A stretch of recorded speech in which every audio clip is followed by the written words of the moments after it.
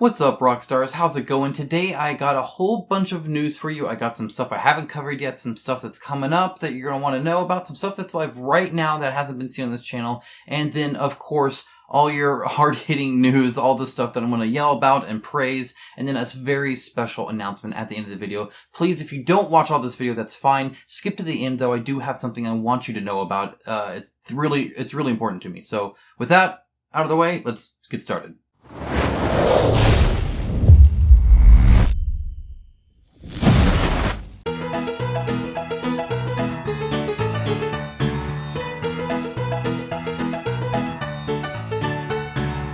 As always, I'd like to start out by giving a huge thank you to my patrons and YouTube members. Without their support, much of this channel would not be possible. It is through them that I'm able to do as much as I do at the quality that I do it. As I've been saying, I've been researching cameras because I'm going to be upgrading the video so that if you don't like this video, and it's not just me, it's because the quality, well, that's going to be upgraded, and that is all thanks to them, so thank you so much for that. A lot of the coverage you see, whether it's unboxings or stuff like that, I don't get nearly as much of the free content as other channels just because of the kind of honest coverage that I take. Obviously, I do get some, like Townsfolk Tussle over there, but there are plenty of this that I pay my hard-earned cash for, and a lot of that, again, is thanks to them, because these things are expensive. And because they're expensive, it's why I'm so hard on them, so that you guys can back the best of the best and not waste your time on the crap. So, let's go ahead and jump into the actual video. Okay, starting things out, there's still some stuff in September that's coming out, and I haven't covered all of it. For instance, there's going to be a Planet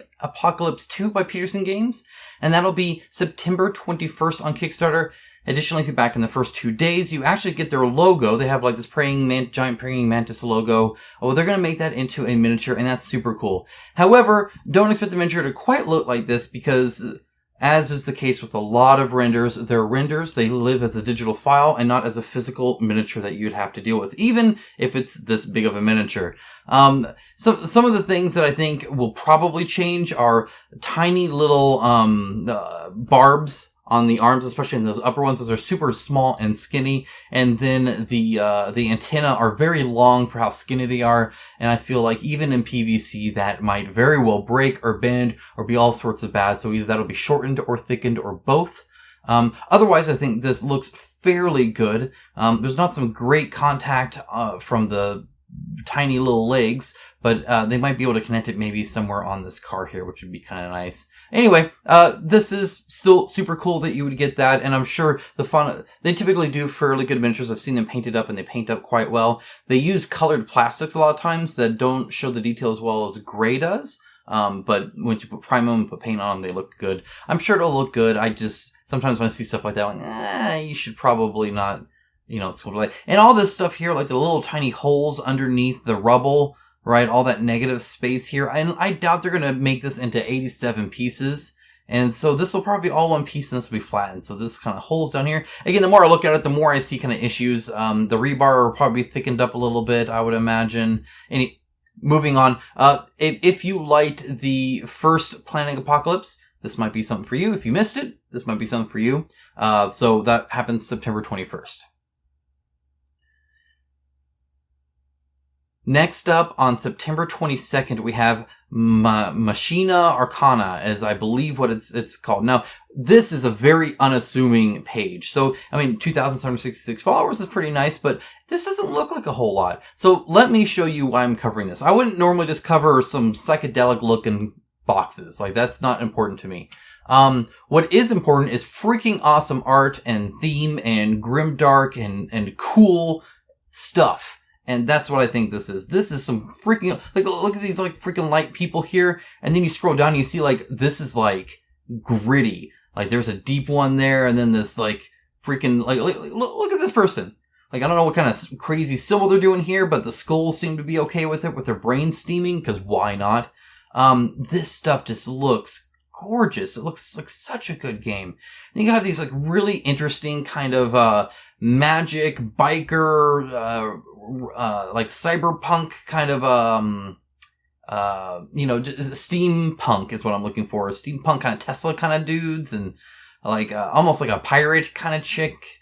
This stuff looks super, super cool. I dig it. Look this right here. This freaking Look how upset those people are being inside of that thing. That is freaking awesome. I love it. This is dark, it's gritty, it's scary, and I have not seen a piece of art on this game I didn't like. Like, this heart, I'm all about it. All these weapons, sure, give me a penetrative crossbow that looks like that. I love it. Or a delayer, or it darkens every time I highlight it, which is annoying. But this all looks, it just looks good. I like this. I wish this had miniatures. I'd paint the crap out of these miniatures. But it doesn't, which probably just means it's cheaper. Either way, I am definitely interested. So if you've played the first one, or anything like that, let me know how it plays. Let me know if you think this would be something I would like. I am digging the art, though. I can tell you that much. Next up, we have Monsters on the Board. Now we are into campaigns that are actually going live right now. At the time of recording, 13 days to go. By the time you guys see this, it won't quite be 13 days to go. My patrons will probably get a little sneak peek of this because I'm filming this a little early. And anytime I'm available to show it to them early, they get that. So I will be posting that on my Patreon, I imagine, as soon as I'm done editing it. Right now I'm just filming, obviously. So, Monsters on the Board. I don't know exactly how this plays, but I really, again, like the style. It looks like a dice building game or some junk like that. There's a lot going on here, but I really kind of like the Fearmobiles. It just seems very goofy and wacky. It's a good time of the year, I think, to have this. So we're just now getting into kind of the swing of things with Halloween, and you got these goofy, wacky miniatures here that seem silly. Again, I don't know about all of them, and when it comes to like scale and stuff like that, some really skinny parts, but and then of course these little minion guys, which look super, super grumpy. These, it looks cute. It looks nice. From what I can tell, it looks like they have some good stuff going for it. If nothing else, it looks kind of, professional and cutesy. And so not something I'd say back away from. It looks nice to me. How much is it? Let's see. How much is it? $5 now. It's, $54 for the standard version or $69 for the deluxe version. You know, I think that's probably okay, because if I looked at the content that you get, it's actually quite a bit. Because you get 24 of these. It looks like they're all repeats, so it's just 24 repeated.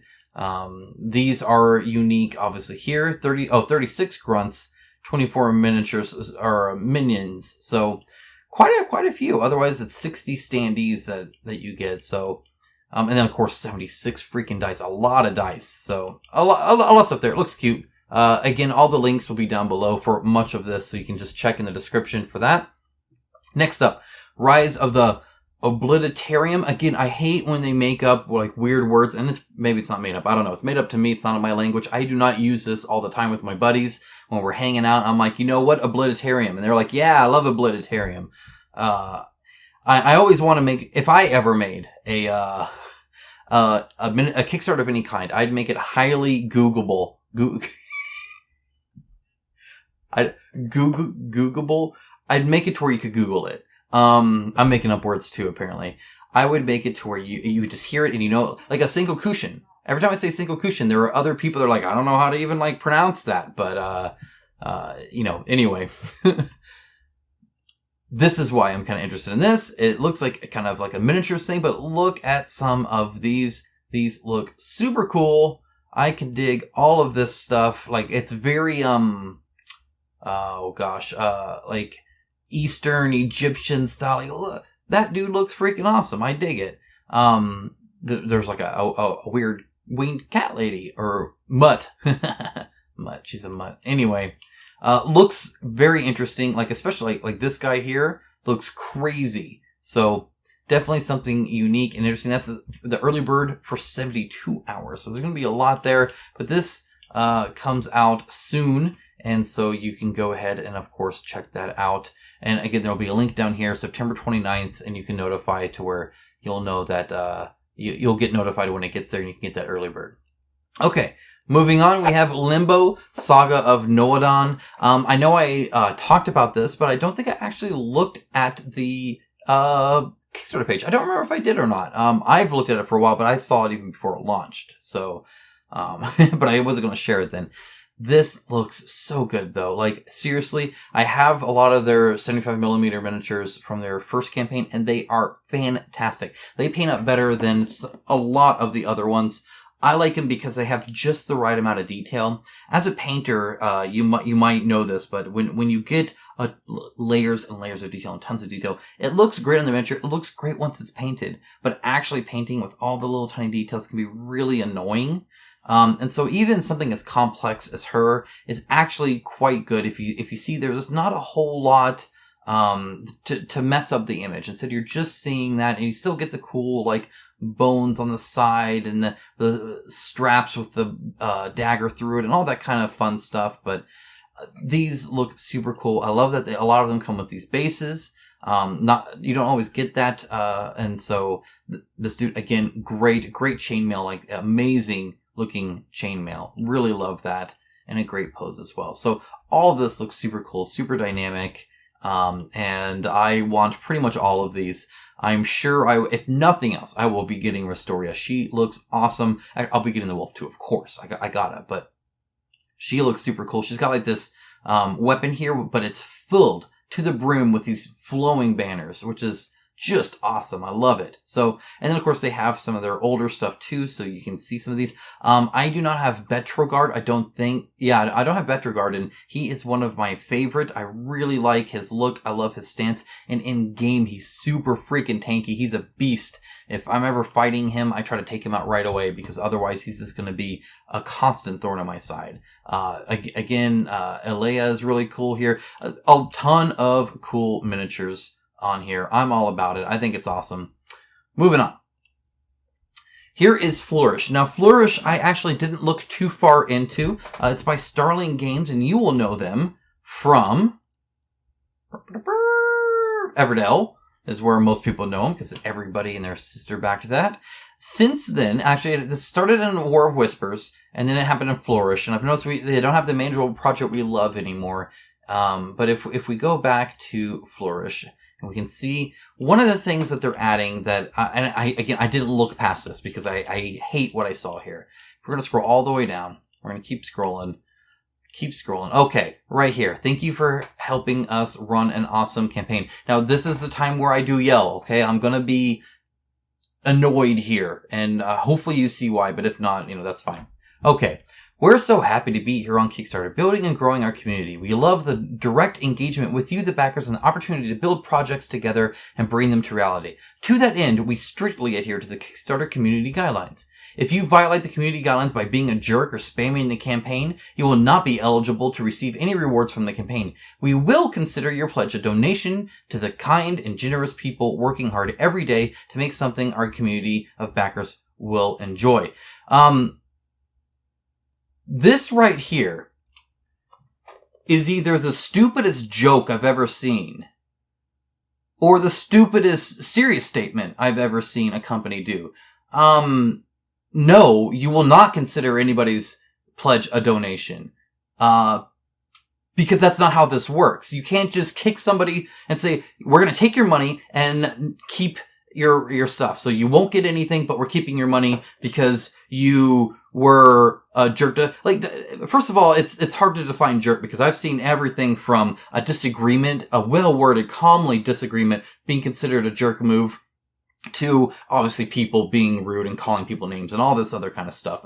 But if nothing else, I can call you names, Starling Games, because I'm not on your Kickstarter, so you can't ban me and accept my money as a donation or whatever crap you're putting there. That is the most anti-consumer, stupidest thing you could have ever done, and you're stupid for putting it in there. I hate it. Get that off your campaign. Don't ever post another campaign like that again, or I will yell at you again and again and again. Every campaign you do, you will be in one of my videos with me saying how stupid you are for it. That is not funny. It's not cool. There's enough companies trying to take our money, trying to manipulate us, and doing FOMO and doing mystery boxes and all this kind of stuff, and all the stupid crap that us consumers have to go through. And you're going to say that you're going to just take our donation as kind and generous working people here every day and kick you, and you won't get any rewards. No, you do not take money for nothing. You don't do that. You don't want to be a company that takes money for nothing. There's plenty of those on Kickstarter. I could show you Ninja Division. I can show you all sorts of other crappy companies that you can join if you want to, but that's stupid, and I hate it. Moving on. The rest of the video will be happier, I promise. Okay. Ultimate Bestiary.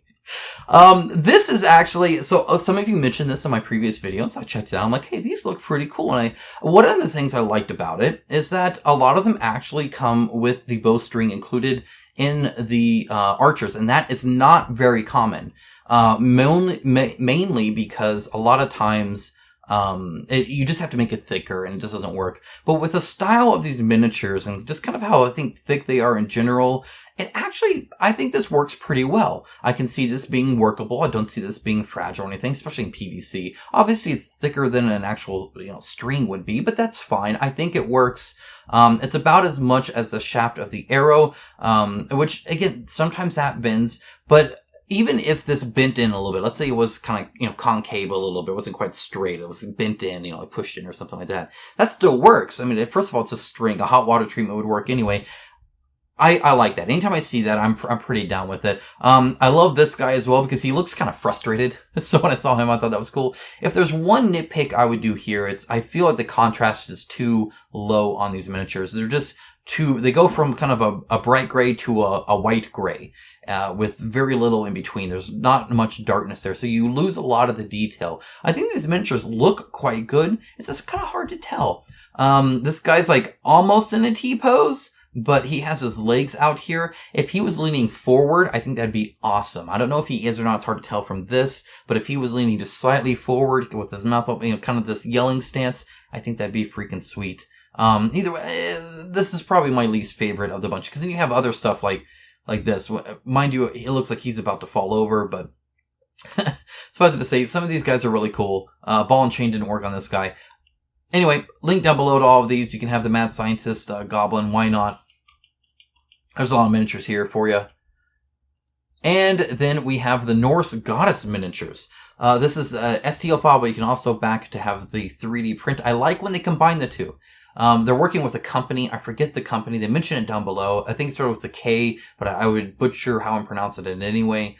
And then they'll just 3D print and then send it out. I've bought 3D printed miniatures before, and they turn out very nice. They paint up very well. So I think most STL file people should try to do that if they can. Obviously, the logistics are a lot different, but anyway, this is actually kind of cool because, again, the Norse theme is full on right now. Everybody's loving the Norse theme, and these have some like this chick here would be a great druid in any game you want to put her in. She'd be awesome. I think that's super awesome. Or even a civilian or a quest giver or something like that, or even like an herbalist or something. Especially with like her kind of cornucopia poking out the side here. But I really liked the jewelry on the face, even the little divots here in the braided hair. Very nice touch there. And it looks like there's actually some decent texture on the wood as well. Bird also super cool. And then they have, like Freya here, and she's like super warrior. She's doing a very typical thing. This has been done a lot of miniatures where they're kind of floating on their cape.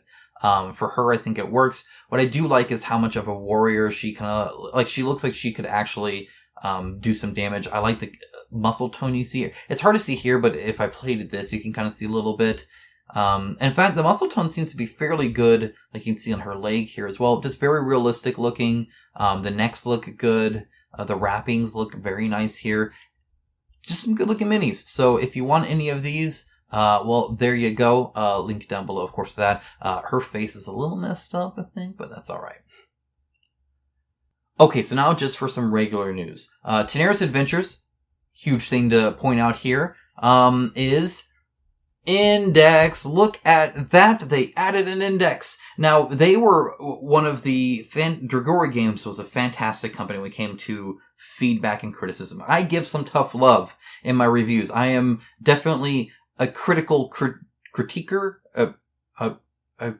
Yeah, whatever. I'm jumping over all my words today. I definitely have positives and negatives on everything, and I don't dumb down the negatives or the positives. So if I'm super excited about something, you guys know it. And if I hate something, well, obviously from back then, you guys know that too. I mentioned it didn't have an index. They contacted me, actually bullet point by bullet point. They were like, okay, here's all the issues you have. Let's talk about that. Let's discuss that. And one of them was an index. And look at that. We have an index so that you know, if you want to talk about a basic attack, it is under the B section. And it is 11, 15, and 34. That is great to see. Additionally, they have it right here, attack, and then basic underneath it. So regardless of which way you look at it, you will find it. This is a very well put together index, and it's awesome. And I love the fact that they call this out. You have a 6-page quick start guide, and then when you need more information, bam, you hit that index in the game, you go to that page, you read that section, you are done. That's what an index is for. It's for that I'm in the middle of something, we just need to look up how,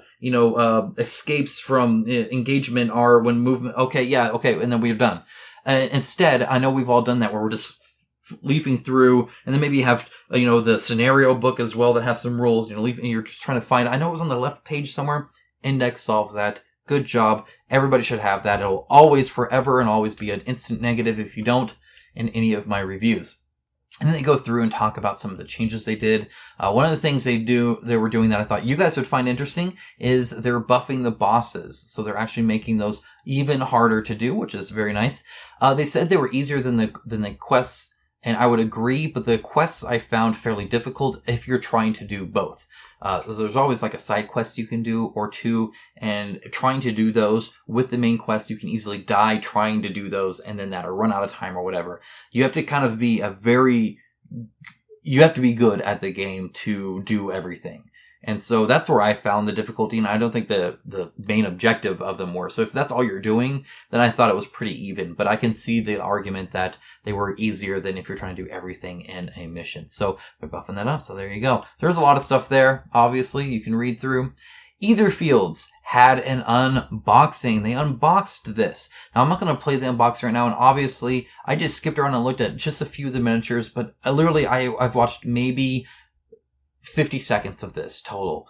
Because when I unbox it, I backed this full in, by the way, or all in. I want it to be fresh, and I want it to be like new to me. So what I will say here is there are still some issues that I have. For instance, there's a huge gap here on all of his joints, like right front and center. It's unfortunate that they couldn't make the gap zigzag to match his texture. So it kind of comes in here and then goes along there and comes in there instead of this kind of square block facing. That is kind of unfortunate. I'll probably be putting putty into that before I paint it. And obviously they don't do that for the sun drop. So you just see it, kind of full on there. The other thing I would say is, of course, hands are still an issue. So if you look at like her hand here, I call them mitten hands. Awakened Realms tends to have these hands that are always like this with all the fingers together, and a lot of times they're like this. They're just cupped hands. So that's what she's still doing here, and you'll see that here as well, and here as well. Here they have all the fingers together and a little bit of a thumb there, so that's kind of nice, I guess, but that's still 1, 2, 3 mitten hands out of 3 miniatures. So, but the other detail looks great. Yester has really done a much better job at doing all the miniatures, and of course everything else looks very good, so still excited about it. Alright, moving on, we have Company of Heroes. Now this is not one I covered very much, which is funny because I actually really enjoyed the video game that it's based off of, but the board game itself, to me, it struck me as just Army Men, and while Army Men technically are kind of probably the first miniatures you owned, it's weird to think about, but they had the base and they had the plastic mini, and you could even paint them up, actually. In fact, if you're ever wanting to get into painting but you're scared you're going to ruin it, buy a pack of 100 Army Men and paint those. They'll still actually paint up quite nice. In fact, they're better than some miniatures we get in our board games. And, of course, there's 100 of them, and you don't have to worry about ruining a game or anything like that. But moving on from that, this is kind of in my head. They have a war crate that was going to be metal, and it didn't work. It just, no matter what they did, there was so much weight in there, it would kind of bow out, even with a reinforced bottom. And so they ended up going plastic, but it is like premium plastic. So if you look here, and they talk about it, and they're showing you, this guy's supposedly 6 foot, though there is obviously some tapering here, so some slight wide angle usage going on here. But either way, that is a big box, right? And then they're having a vote right now on like the sides of it and what you get there. I just wanted to point out how well I think they handled this. Anytime you have to change something because it doesn't work, it's great to explain it and talk through it and make sure that people still feel like they are getting something quality. Sometimes this happens, and I get that. But this is still pretty cool stuff, so I'm glad that they did that. So shout out to them. Also, the pledge manager is open. Oh, and converted the cathedral to ABS, which is more expensive and is thicker. That's going to be a heavy building, but it looks very, very nice. So that's super cool. Anyway, their pledge manager is open, so you can totally follow the link down below and go to their pledge manager if you're interested in getting this board game. Moving on to Oathsworn. Now, I'm going to go spoiler-free first, and I'll warn you when there's a spoiler, and I'll put a timestamp when I do spoilers, and you can just skip the spoiler section. Totally easy. You won't ever see anything. It's fine. But I got to talk about them because they're super cool. First of all, one of my patrons pointed this out, the King's Decree. I know they had this before in their lore, but it was always funny to me because I used to order these with the King's Decree, where I kind of had my opinions on things. Now I just have opinions all throughout, as you can tell, but it's just funny to see that because like it instantly jumps out to me too because I used it for probably a good year on this channel. Anyway, showing more minis. This is like the house you get in the train, a little cottage, which I think looks great, especially with the overgrowth. That'll look so awesome painted, and the texture looks wonderful. You know, when they first said they were doing Panda games, I was kind of worried, but the quality I'm seeing definitely has me excited about that. I like the root system here. It just looks good over this rock. That's really all there is to it. Then, of course, they had some great highlights there, and then a vote on the metal coins we could have, or the iron. You could either have this round one, or the square one. Again, you can vote down in the description below. I'll have a link to it if you want to vote. You can only vote if you were a backer of it, obviously. Now, spoilers. So skip again. Right on the little bar there, I'll have a little thing to skip, and I'll probably put in a time there here too, in case you're on mobile or something weird. Okay, so let's look at some of these. So we've seen these, blah, blah, blah, blah, blah, blah. Okay, alright, here we go.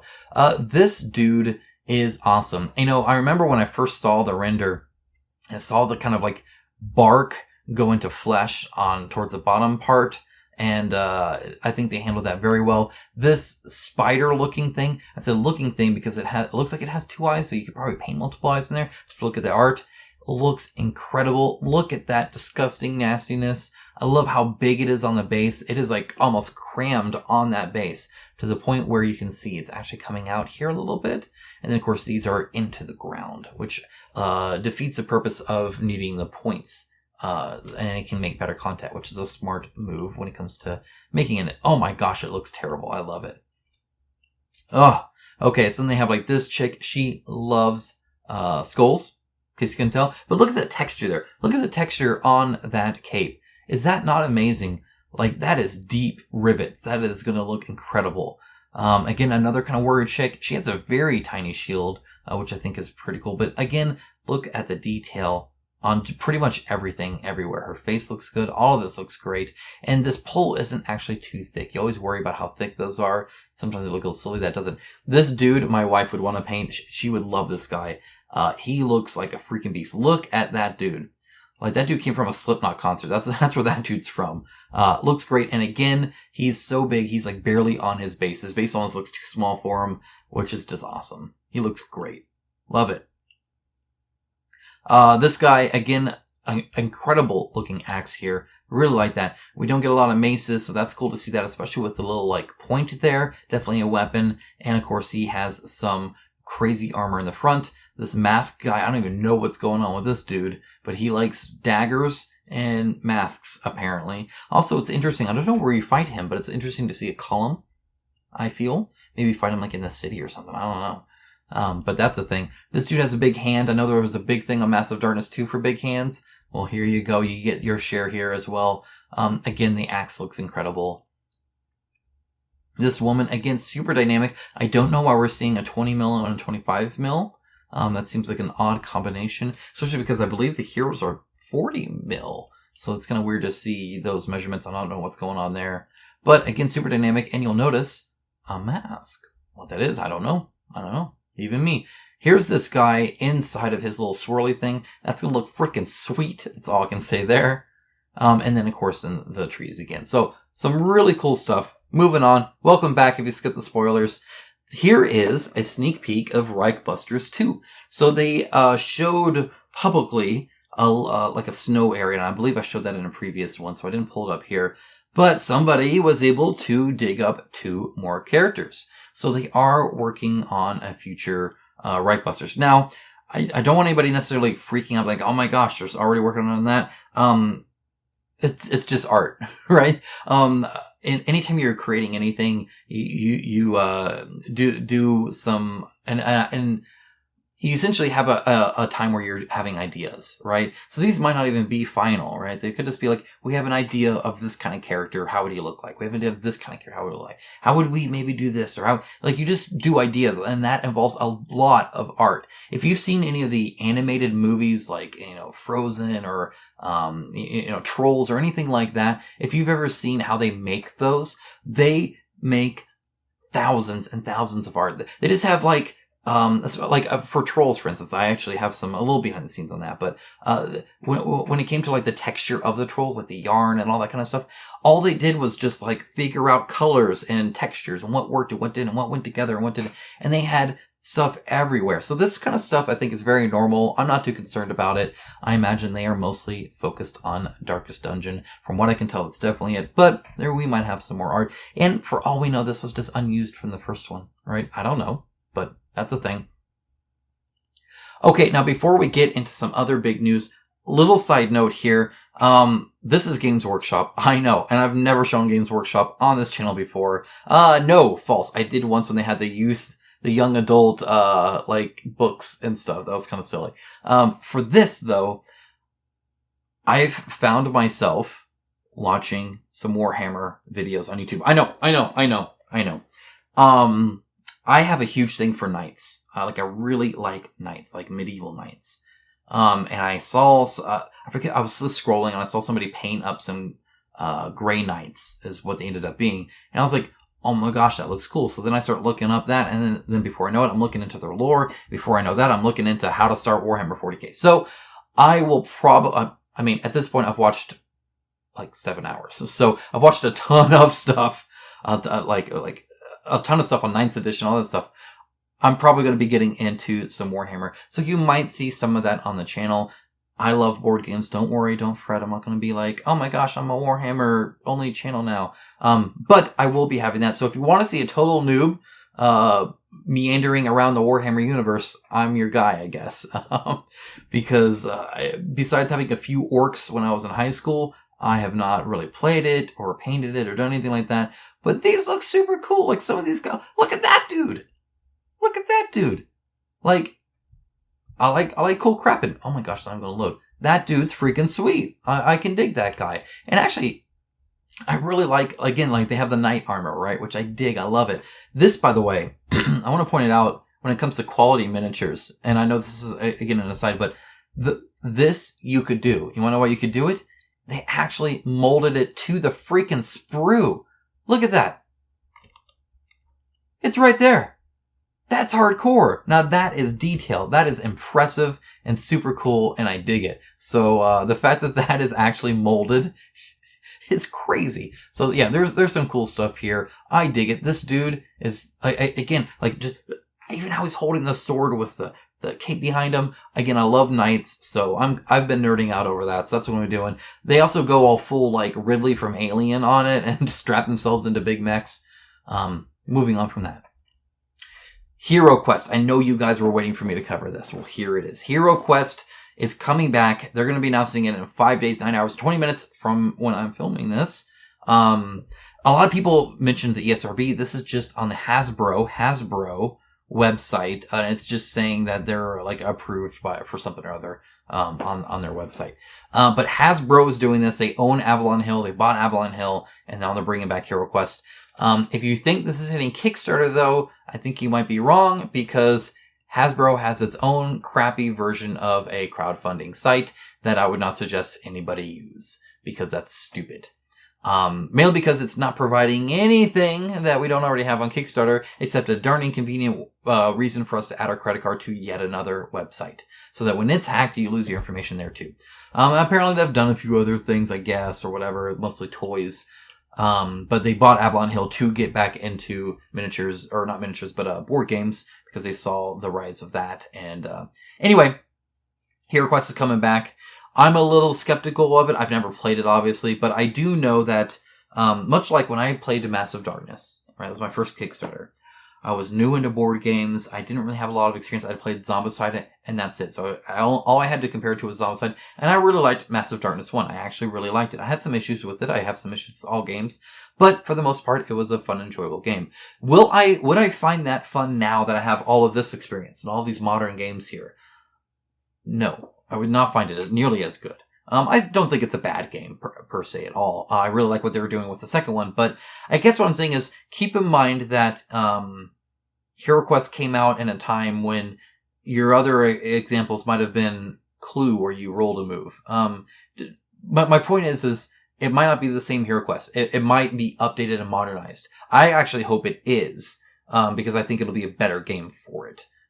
If we take off nostalgia goggles and realize kind of where we were when it was out and kind of what was going on and what you compared it to then, and maybe even the age you were at when you played it, it doesn't mean it would necessarily be the same thing here. So I hope that they made it a good quality game, but we'll see. Either way, when you get a big giant company like Hasbro, I have very, very little hope that it's anything but a cash grab. So, but we'll see. Okay, moving on. Speaking of that, The Thing is coming out. I think I mentioned this way, way early on in December of last year when I talked about the Kickstarters that are coming out this year. But we are finally getting towards it. It's going to be coming out soon. I did learn some stuff here, though, so that it has essentially a hidden role game in which one person's the thing and other people are humans. It sounds very much like Battlestar Galactica, where you're trying to pretend to be human while sabotaging them. In fact, that sounds just like Battlestar Galactica. So I don't know exactly what it's doing different here. It could be something about managing the outpost, where you're trying to like keep the generator up and running and stuff like that. Well, it'll be interesting to see. Well, what I don't think people want is a retheme of Battlestar Galactica. I understand that's a fun game for many people, but obviously you want something to stand on its own too. So we'll see kind of how that turns out. But I thought that was kind of interesting. We're almost done, by the way. Myth is coming out with Dawn of Heroes. This is a miniatures-based tactics and card-driven gameplay. I like all of those words. They even add role-playing games in there. Again, like all of those words. All those checkbox, like it, love it. So that's kind of cool. And the style here that I see, I dig. I don't know much about it. Like the game, the previous, games. And so that's kind of cool. However, boom. There you go. You can play it on Tabletop Simulator. If you have Tabletop Simulator, you can click that little subscribe button and you can play it right here, beforehand. I support this 100%. Even though I'm not one to necessarily do it, I like seeing companies, doing this so that not only do they essentially have the rulebook ready, but you can actually play the darn game early. I think that's great. The more people that make better informed decisions where they know they're going to like it, plus in my book. Okay, now I'm going to finish, before I even click on this. This is, if you skipped, hopefully I put a timestamp here so you can come to this point in the video. I am a huge believer in the community that we have here. We are like this awesome niche portion of YouTube that, in my opinion, bucks the norm on everything. People talk about negative YouTube comments. Even when I'm negative in my videos, you guys are so mature and constructive and honest in your comments on my videos. It'd be very easy in another group of people and another part of YouTube to where if I'm negative like that, it's just negativity and crap-tastic comments down below, people attacking each other and all sorts of crap. But that doesn't happen because in my opinion, I think we're just better. I really do. I love the community that we're in. And as such, I think that we can help support our community. We are big into indie games. We're big into helping these passionate projects start up new. And I think that's great. And so with that in mind, I'm actually going to take us to a GoFundMe here. Excuse me, sorry. Matt John from Monolith, his brother was diagnosed with ALS. And if you don't know what ALS does, it's incurable and terminal, and essentially attacks your nervous system to where so you start struggling to move, to breathe, to eat. It's absolutely terrible. I cannot imagine what they are going through right now as a family. I think that's I just can't imagine. I realize that they're close to their funding goal already, and I think that, again, it just shows how awesome you guys are. But I would love for us to show just how much we support each other. I know that if I came across something that I was struggling with, you guys would be there for me. The fact that you guys are even such a high percentage on my Patreon is so huge. You guys are so willing. So if you were thinking about Patreon me, don't. Give to this instead. They obviously need it more than me.